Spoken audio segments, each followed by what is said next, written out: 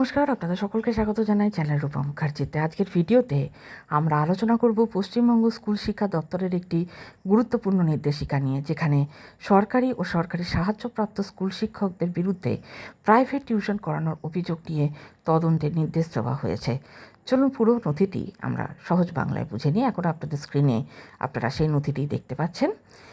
এই memo number 662 এবং তারিখ 4 জুন 2026, অর্থাৎ 4 জুন 2026 তারিখে শিক্ষা দপ্তর এই নির্দেশ জারি করেছে। কার পক্ষ থেকে জারি হয়েছে? এই নির্দেশ জারি করেছেন deputy director of school education administration West Bengal, অর্থাৎ স্কুল শিক্ষা দপ্তরের প্রশাসনিক শাখা থেকে এই আদেশ এসেছে।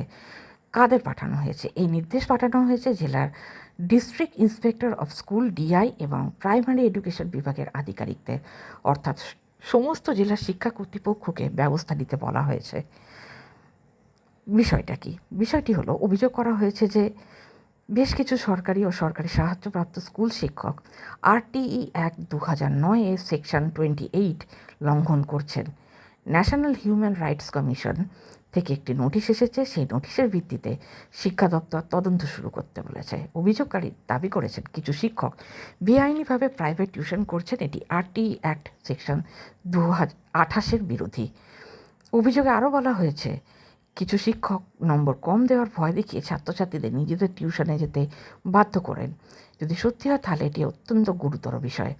আরটিই অ্যাক্ট 2009 এর সেকশন 28 অনুযায়ী সরকারি স্কুলের শিক্ষকরা ব্যক্তিগত টিউশন বা প্রাইভেট কোচিং করতে পারবেন না। এটাই এই আইনের মূল বক্তব্য।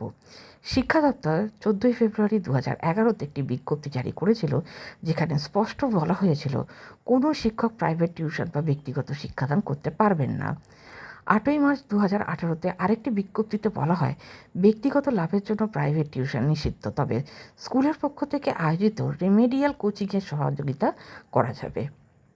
বর্তমান নির্দেশটি কি? এখন শিক্ষা দপ্তর বলছে যদি কোনো অভিযোগ থাকে তাহলে তার তদন্ত করতে হবে এবং অভিযোগ সত্যি প্রমাণিত হলে প্রয়োজনীয় ব্যবস্থা নিতে হবে। এর প্রভাব কী পড়তে পারে সেটাও আমরা একটু জেনে নিই। সরকারি স্কুল শিক্ষকদের উপর নজরদারি বাড়তে পারে। ডিআই অফিস তদন্ত শুরু করতে পারে। অভিযোগ প্রমাণিত হলে প্রশাসনিক ব্যবস্থা নেওয়া হতে পারে। ভবিষ্যতে আরও কঠোর নিয়ম আসতে পারে। এই মেমোতে এখনও কোনো নতুন নিষেধাজ্ঞা জারি করা হয়নি, তবে এনএইচআরসি এর নোটিশের ভিত্তিতে অভিযোগে তদন্তের নির্দেশ দেওয়া হয়েছে। এখন দেখার বিষয় তদন্তে কী তথ্য সামনে আসে এবং সরকার পরবর্তী কী পদক্ষেপ নেয়। আপনাদের মতামত অবশ্যই কমেন্টসে জানাবেন। ভিডিওটি ভালো লাগলে লাইক, শেয়ার এবং চ্যানেল সাবস্ক্রাইব করতে ভুলবেন না। ধন্যবাদ। নমস্কার।